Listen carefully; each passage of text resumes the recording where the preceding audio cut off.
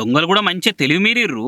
ఎవ్వరు బందవస్తున్నారో తెలుసుకొని వారం వర్జం ముహూర్తాలు చూసుకొని మరీ ఎడమకాలు మోపి ఇల్లు దోసుకపోతున్నారు. అబ్దుల్లాపూర్ మెట్కాడున్న తార్మాసిపేట ఊర్లే మధుషార్ అనే అవసరాన్ని ఇంట్లో పడి బీర్వా వలగొట్టి మొత్తం 30 తులాల బంగారము కిలో వెండి ఎత్తుకొని పోయారు తాసిడిగాళ్ళు. అంతేనా వదినే? ఇంతవరకు పోయింది, అప్పుడు పోయింది, ఇప్పుడు పోయింది. నా కొడుకు పోతుంటే వస్తుంటాడు. నా కొడుకు ఏమైనా ప్రాణాపాయం అయితే ఉంది.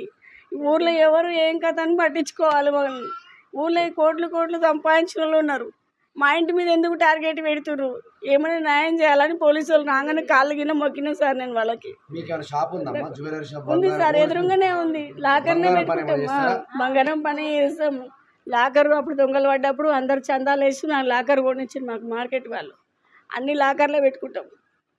ఇప్పుడు ఇంటి సొమ్ములు ఒకటి ఫంక్షన్ వేసి వచ్చి ఇంట్లో పెట్టుకున్నాం. పాప ఎందుకంటే ఆమె ఇల్లు కాల్ చేస్తున్నాను, ఆమె బాక్స్ నాకు ఇచ్చింది. కూడలామె అవి 2 ఆడబెట్టినాం.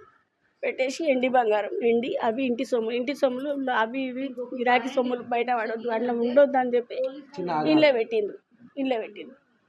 పెట్టేసరికి మేము పోయేసరికి 10 అయింది సార్. ఇప్పుడు అందరూ చెప్పారు కానీ నా కొడుకు అయితే నన్నే తింటాడు. నైట్ మేము ఉందాము అని అనుకున్నాం కానీ పిల్లగాడిని అర్జెంట్ అని చెప్పి నేను పోవాల్సి వచ్చింది. ఊళ్ళో కోట్లు సంపాదించిన వాళ్ళు ఉన్నారు. దొంగగాలు మా ఇంట్లో ఎందుకు పడ్డారని కడుపులో ఉన్న బాధ అంతా కక్కేసింది ఇట్లీమే. కానీ చూడు ఇల్లువికి పందిరేసినట్టు ఇల్లేం తాగమాగం చేసిపోయిర్రు.